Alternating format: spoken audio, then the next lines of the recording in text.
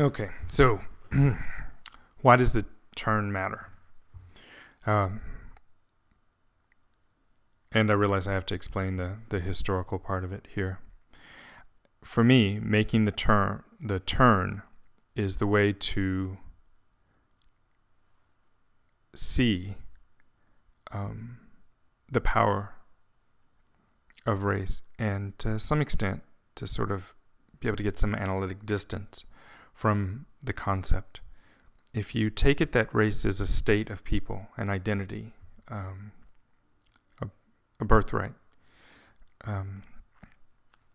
then you are locked into the we's and them's, or the us's and them's, or Jesus, that was bad.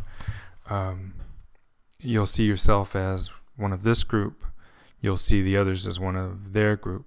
And then you'll talk about how this group acts and how that group acts. And when you do this, you will have a great deal of support in society. Remembering again from categorization theory, proper usage is agreed usage. And to see yourself that way is agreed upon. The question is why? Why use the categories at all? Go back now to Zuberi and look at how the categories were used in South Africa. You use the historical works in this class to see the uses of race. It's a tool which gets used. I would argue, as Roediger argues, as Steinberg argues, as Takaki argues, I think, that the tool had economic and, I would say, psychosocial, for want of a worse term, effects. So speaking about it economically, if you get a little bit farther into Theodore Allen than we got, you're going to see there was a group of landowners. They were worried. They needed a way to fight against or to maintain their power when they were in a minority. So what they did is they broke up those workers, make them hate each other in order to keep power. What Steinberg's going to talk about is that this sort of idea of a plural nation, pluralism being the idea that we are one country, but like a hand made up of different pieces. These would be ethnic or racial pieces. Still one hand, still united, but separate and different. And that's okay. Only he says, look, when you look at how pluralism has come up, how the separation has come up, it's always been negative. Takaki talks, or Roediger talks about people coming to this country, immigrants, having to change to make their way into some standard and having to give up the way of life and the traditions that they knew. One of the ways they did this was through race.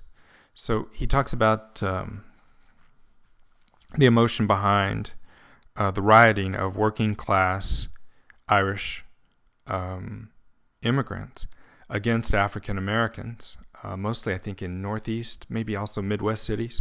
And he's like, look, they're cutting the heads off these people. This is not just some economic deal. They are emotionally involved in what's going on. And they talk about, and I'm sure I mentioned it before, but this pornography of the former self, where you have to hate those things in yourself that you want to change. And so what you do is you project them onto some other group. Well, race stands here to give us some other group to project our hatreds onto. Right? There's always those groups that you can decide are the problem. And if they just weren't here, everything would be all right. Look at the laws that were just changed in Arizona, as I do this in 2010. And politically, whatever you want to do with it, I'm not blaming one group or another. Each side is going to use race for their own practical purposes. But you're going to have people who want you to carry papers. Biometric identification so that we know that you're here legally, so that we know and we can track you and make sure everything's all right.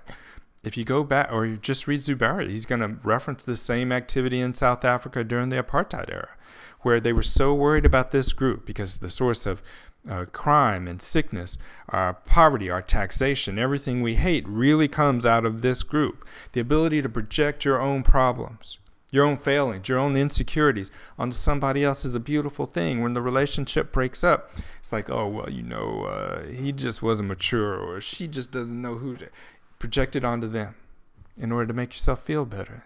That's what everybody does, baby. They do it because it works.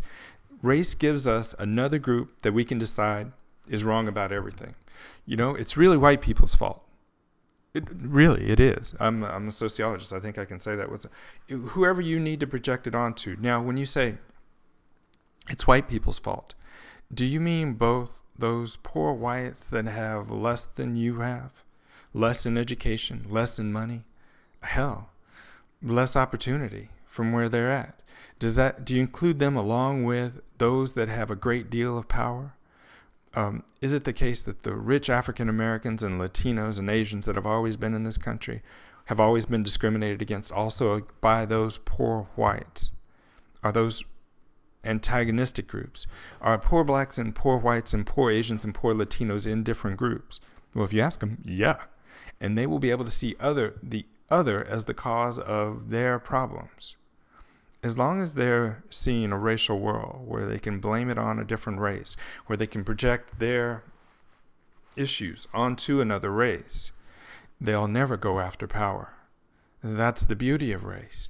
In this country, it allows us to deflect ourselves from power. Why is it, I think this is Roediger now, why is it that the power structure in this country has never had to pretend to be working class? The way this works in most countries is the rich people come to you and say, well, I'm humble, I'm a mere working class person myself, no need to hate me for having all this money, it's all the result of hard work. In this country, they don't even have to bother because we have these racial groups that go about fighting each other.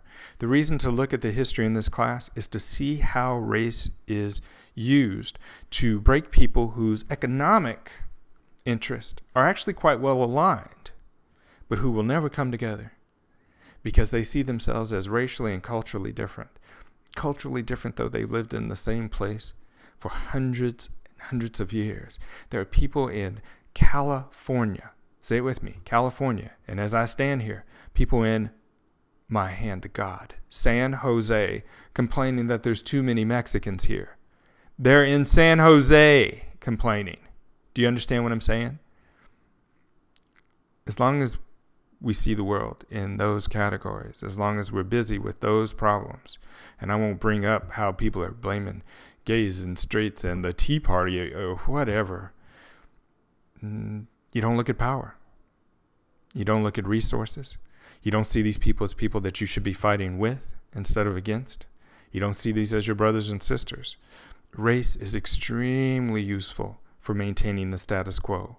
As long as we have race used this way, as long as you perceive race as a state of your own self, as a major factor of your identity, as what makes you, you, and them, them, things can stay the same. Power is not threatened. It is a beautiful tool, and it works wonders.